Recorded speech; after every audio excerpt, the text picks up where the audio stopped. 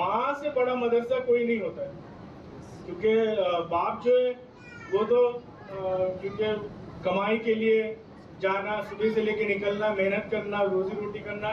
ये बाप शायद हफ्ते में 1 दिन या 2 दिन ही बच्चों से अच्छे से मिल पाता है, लेकिन माँ से बड़ा कोई मदरसा नहीं हो सकता है।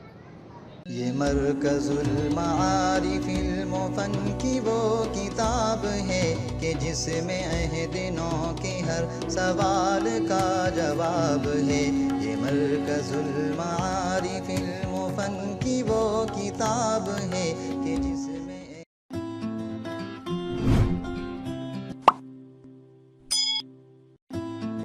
السلام علیکم ورحمۃ اللہ وبرکاتہ. بسم اللہ الرحمن الرحیم.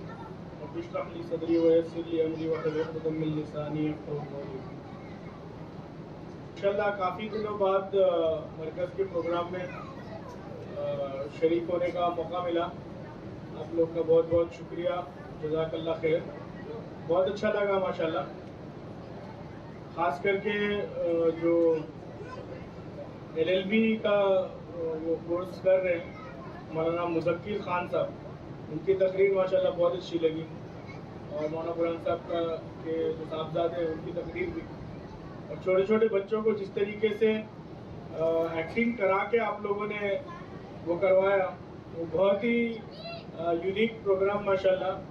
اور اس سے اس عمر میں بچوں کے دلوں کے اندر چھاپ بیٹھ جائے گا. ایک تو یہ کہ ماشاءاللہ پورے مجمع کے سامنے اور پبلک کے سامنے جو بچے آ کے سنتوں کو پرفارم کر رہے ہیں، یہ چھاپ دل میں بیٹھ بھی جائے گی، اور دل سے جو ہے وہ پبلک کے سامنے پرفارم کرنے کا جو ایک ڈر رہتا ہے لوگوں کے، وہ بھی کبھی ان کے دل میں نہیں آئے گا. ابھی ایک مہمان آئے ہوئے تھے کل یہاں پہ مرکز میں بھی آئے تھے، بشیر کیمول صاحب پریسیڈنٹ کے. انہوں نے ایک پروگرام شروع کیا ہے، اس کے اندر جو ابھی مفتی صاحب بتا کے گئے 7 چیزیں جو نبی صلی اللہ علیہ وسلم تربیت کے اندر داخل کرتے تھے، اس کو علم کو عمل کر کے پروگرام انہوں نے بنایا ہے. تو میں نے ان کو پوچھا کہ یہ پروگرام جو ہے وہ بنانے کی ضرورت آپ کو پیش کیوں آئی UK کے اندر. انہوں نے کہا کہ تقریباً 50% UK کے بچے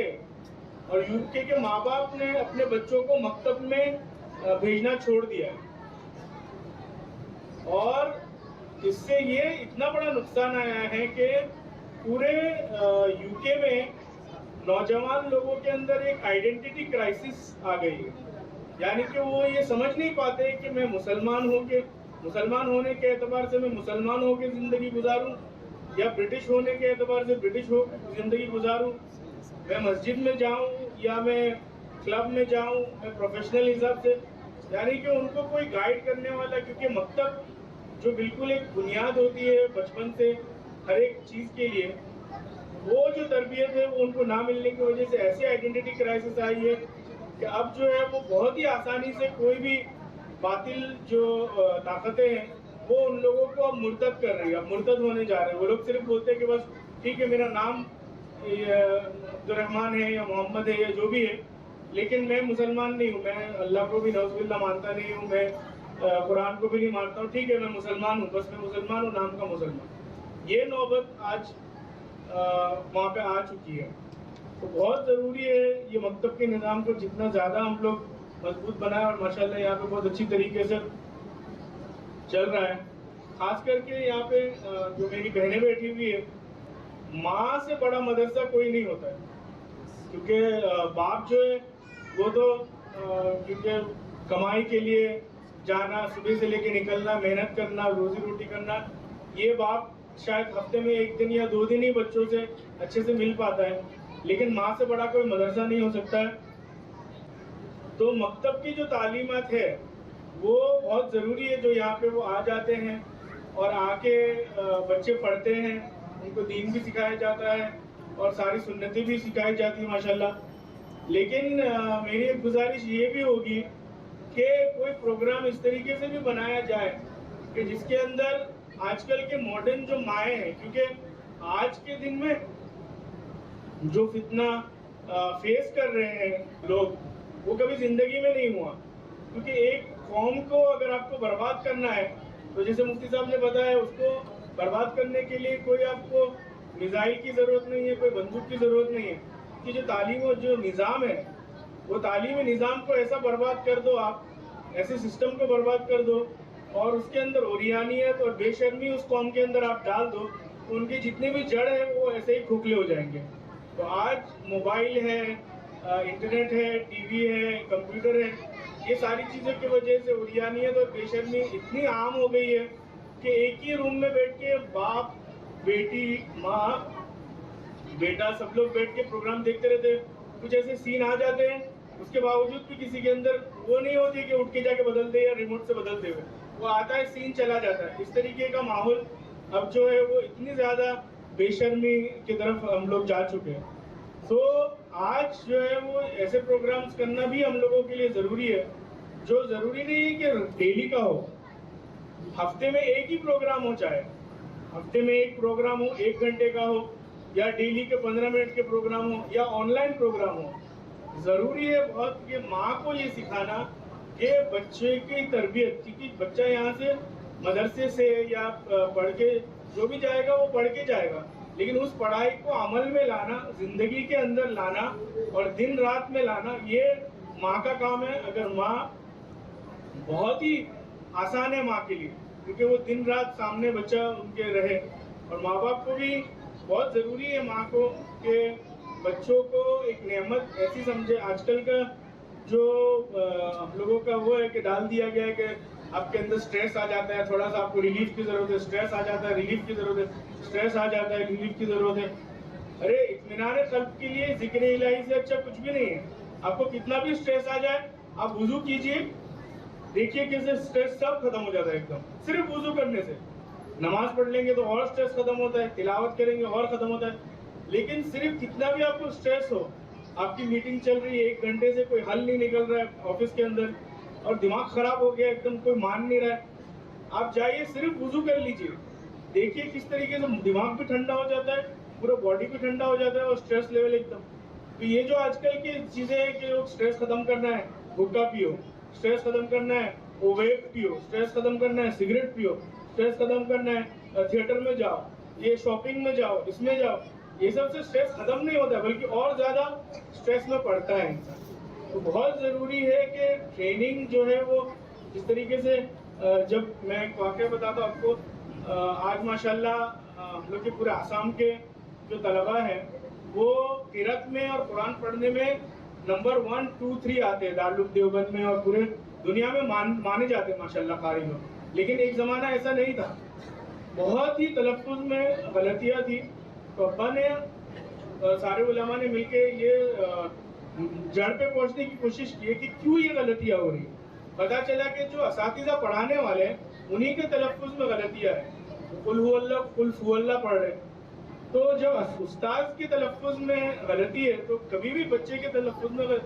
جو ہے وہ سدھار آ ہی نہیں سکتا. تو ایک پروگرام شروع کیا گیا, ٹیچر ٹریننگ پروگرام, جس میں اساتذہ کو لے کے جا کے اور یہ ان کا قرآن ٹھیک کرایا گیا. دارالعلوم دیوبند میں کیونکہ آسامی بچوں کی زبان اردو نہیں ہونے کی وجہ سے ان کے نمبرات اچھے نہیں آتے تھے, نمبرات نہیں اچھے نہیں آنے کی وجہ سے قرأت والے شعبے میں جس میں تجوید سکھایا جاتا ہے اس میں ایڈمیشن بھی ان کا اچھے سے نہیں ہوتا تھا جلدی. تو ان کے لیے ریلیکسیشن لایا گیا کہ ان کے کم نمبر آئیں گے تب بھی آپ ان کو وہ کیے, ابا نہیں کیے. کرنے کے بعد ایک ایسا ماحول آیا, پھر مولانا وستانی صاحب کو وہاں لے کے گئے, اور ان کا جو قرآن کا تجوید کا جو کمپٹیشن ہوتا ہے جس کے جیتنے پہ عمرہ کرایا جاتا ہے, 1 لاکھ روپے دیا جاتا ہے, یہ ایک ماحول جب پورا ریولیوشن چلا تو آج ماشاءاللہ. تو ضرورت ہے ہم لوگوں کو ماؤں کو ٹریننگ دینے کی, چاہے وہ آن لائن ٹریننگ ہو, اگر ان کے پاس ٹائم نہیں ہے گھر میں,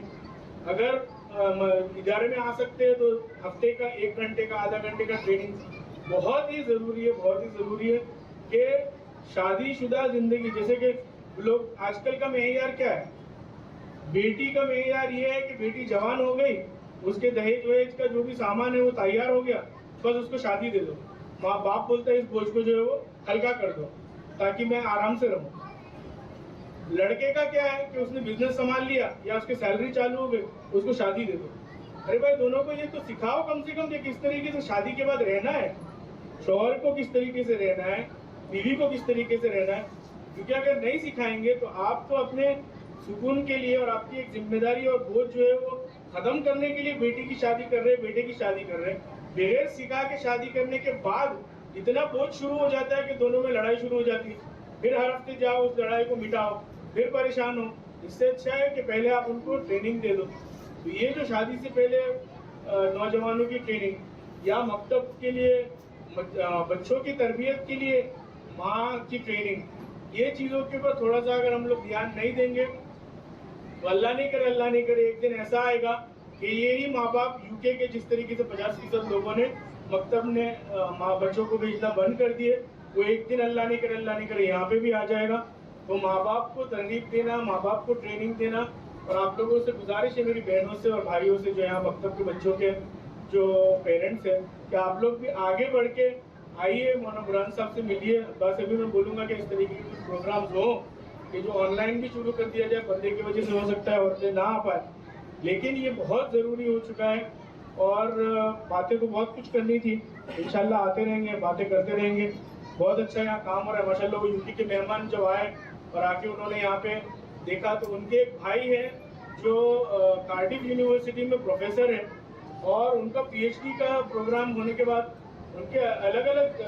وہاں پہ برٹش یونیورسٹی میں ہونے کے باوجود ان کے PhD کے اور ریسرچ کے پروگرامز بہت عجیب و غریب ہوتے ہیں. پہلا تو پروگرام انہوں نے کیا کہ اماموں کی زندگی UK میں کیسے ہوتی ہے, یہ ان کا PhD کا ریسرچ تھا. پھر تبلیغی جماعت کے اوپر ایک ریسرچ تھا, اور اس کے بعد پھر علماء کی زندگی عالم بننے کے بعد UK کے کانٹیکس میں کس طریقے سے